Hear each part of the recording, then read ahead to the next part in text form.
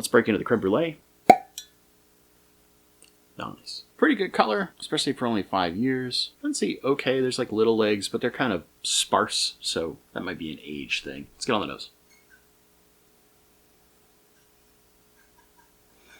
Creme brulee is right on. So right up front, this has a very vanilla forward and kind of custardy thing going on, much like a creme brulee. And I can see why the naming is as it is, because it smells very vanilla forward, very custardy, very much like a creme brulee. And there is a little bit of that kind of like torched sugar thing going on. There's not a lot of the spice that I usually get with most MGP-based products like Penelope. I'm very curious to see how that shows up on the palate and whether or not we get some of that more standard MGP profile.